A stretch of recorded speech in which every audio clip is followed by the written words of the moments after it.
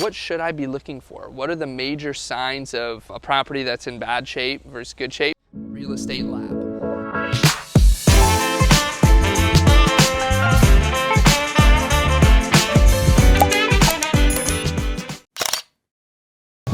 What's up guys, Dave here. We are gonna go over some renovations with you today here at Raintree Condos. So this is one of the projects that we've been working on for the last year. We bought it in 2021.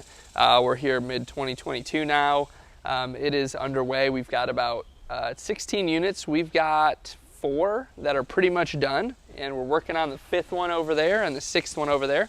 I'm gonna show you guys a couple things here. I wanna show you, walk around here and just take a look, and I'll point things out that are maybe already done, but I want to point out like deferred maintenance and what is deferred maintenance and what are you supposed to be looking for when you tour properties, because I think that's one of the first things that you need to nail down as a skill set is when I'm touring a property, when I'm out looking at something that I want to buy or make an offer on, what should I be looking for? What are the major signs of a property that's in bad shape versus good shape? Sometimes it's obvious stuff, sometimes it's not so obvious stuff. So I'm going to show you a couple things. We'll walk around, and then I'm also going to show you kind of the interiors, what we've done to this property and project and why we've done it. I think that's the next part of the equation, right? One is, hey, let's identify deferred maintenance, which are items that have been left undone, falling apart, right? The siding's falling apart, or the roof needs to be done, or there's a chimney that's leaning over there, right? So these are deferred maintenance items that we need to take care of to improve the property. But then also, how do we decide what our plan is for a property or project when we come in, right? We came into this project and said, okay, this is 16 townhomes. We could have done a million things with it. We could have turned them, kept them as is. We could have done a light renovation. We could have heavy renovation, kept them as rentals. We decided to gut renovate the property completely down to the studs, new electrical, plumbing, everything, and turn them into high-end condos. And I'm going to show you guys what they look like after this. So let's walk around real quick. I'm going to point out a couple things. So first things to look at, brick and siding. One of the first things you see when you come and look at a property. It's one of the biggest parts of the exterior. You're going to see the brick and the siding. So look for things like deterioration, erosion, separations, cracks. I don't see anything right now because we've painted over this, but sometimes you'll see vertical or horizontal cracks in the brick. Sometimes it just needs to be some work, what we call tuck pointing, some new grout in between the brick or mortar, right? And then siding wise, you'll either see siding like this is pretty clean. Maybe you should pan over to that building really quick, Seth. It's pretty clean. We didn't need to do a ton of work, but there were miscellaneous repairs. I'll show you one right over here. So there was a siding board that's fallen off. Oh, they actually just fixed it. So this is, for a while it was not fixed, but they just replaced it, right? So we're gonna come in and we wanna make the place look pretty and nice. So a place where people wanna live. So my plan is almost every time I buy a property is I wanna go in and regardless of the major renovations we plan to do, I wanna take care of all the deferred maintenance. The pieces of siding, like there's a big hole in that for like the last 7 months. We just finally got around to it. Let's keep walking over here. Parking lot. We replaced the parking lot here. So as you can see, it's actually in really good shape. However, it wasn't always like that. It was pretty shitty when we first got here. Had a lot of potholes, a lot of cracks. And so, sometimes you can just fill those and you can tar the cracks. We decided to put a new one in because this is a luxury remodel for us and we wanted it to be in really good condition, and so we decided to put in a new parking lot.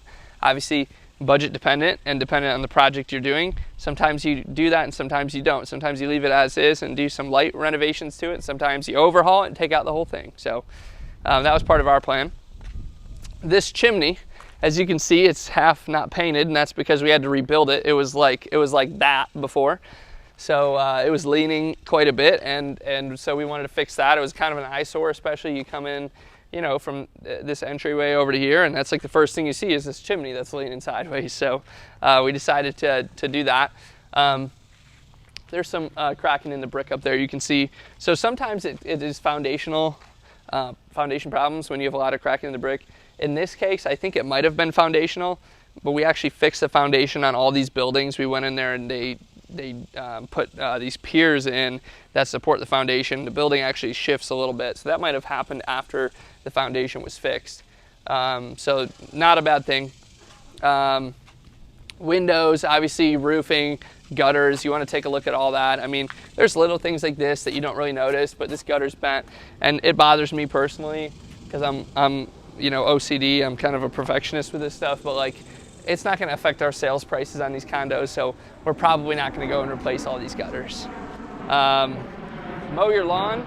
We're a little behind. We're focused so much on the renovations, we neglected to mow this lawn for the past month, but we have made a lot of progress. So we talked about windows, roofs, siding, gutters. Next I would like to talk about is water. Water mitigation and water flow at properties is huge.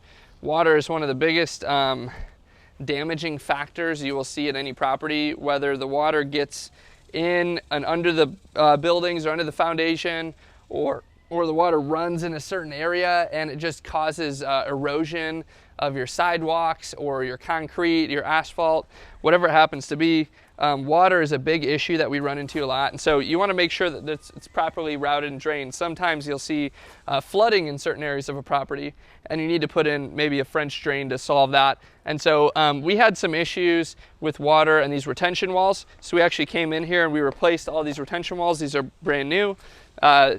It's like the word says, right? It's retention. So this holds back any of this ground, soil, earth from moving.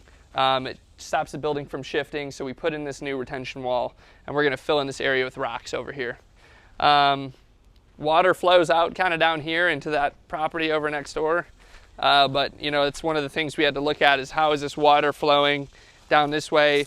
Let's route it in a way where it's not going to affect or hit the buildings, because this whole property kind of slopes this way. So if all the water is flowing from the front of the property or off these buildings down, we need to make sure it routes, right over to there or right over to here at the two lowest points of the property.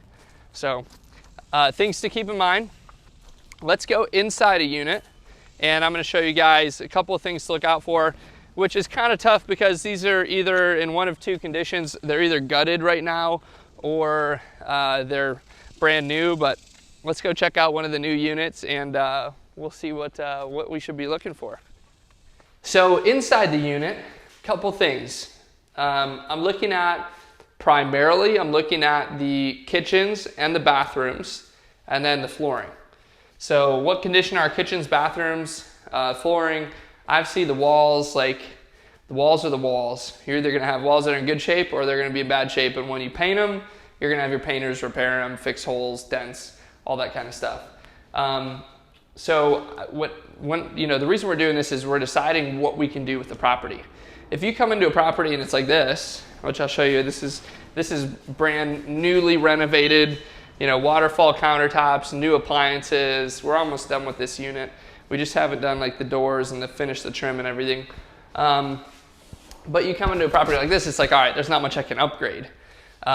Most properties you go into, you're looking at C-class, B-class apartments, they might have older cabinets, older countertops, older bathroom vanities, tile in the bathroom is way outdated. And so we're looking at that stuff, and then we're looking at the surrounding area and what the rents are.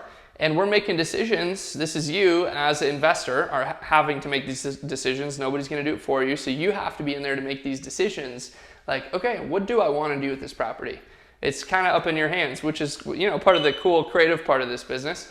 But do I want to go in and throw granite countertops, new cabinets, brand new flooring, or do I want to just go in and paint the cabinets and put a backsplash on and maybe put the new flooring in, but we'll leave the countertops as is, and we're cool with black appliances. All these things are things that you have to play around with and see what will the market accept and what's going to get you the biggest rent bump for the least amount of money.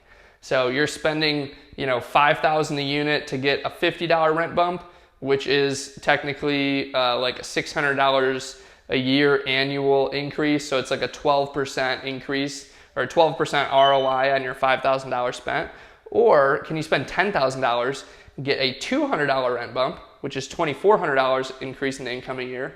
$2,400 on that $10,000 spent is a 24% ROI on your money. So we're looking at these things, we're looking at the metrics, at the numbers. What are we doing to the property? What can we do? What do we want to do to get the highest amount of rent increases for the least amount of money? Laundry hookups, that's huge. Look in every unit to see if it has laundry hookups. We installed these, did not have them before. If you're at a property that has them, you want to see how that kind of affects the rent, right? Units with, apartments with in-unit laundry will rent for a little bit more than the ones that don't and that have these common laundry facilities, right? People want laundry in their unit, especially when you get into that B class and definitely A class, they always have them. So look for the in-unit laundry. As you're walking upstairs, you're looking around, I'm always looking in apartments for like, you know, cracks in the ceiling, especially if you're in garden style, first or second floor units, look for cracks in the ceilings, look for cracks like, you know, in these jointed areas. You just wanna see what's going on with the building. And if you notice there's properties with like a lot of cracks and a lot of deviations with that drywall or brown patches, right? There might be leaks coming in through the roof or somewhere. Even if it's on the first floor, maybe there's a leak in the piping, you know, in the second floor unit that's leaking down into the first floor unit. So we're looking around for these things and we're just taking a peek and take pictures of it and just kind of reading the situation and seeing what's going on. So this is the bathroom. Obviously newly updated, not a ton to look for. As I'm going in and touring apartments, I'm looking for things like, is the toilet running? Is it constantly leaking? Sometimes those things can lead to you know, expensive water bills. So, and that just plays into like how well the property managers manage the property. But if you notice that there's really high water bills and you go to the property and tour 2 or 3 units and all the toilets are running, they've got old toilets. You could probably save a bunch of money just by going in and replacing all the toilets. So just another way to add some value.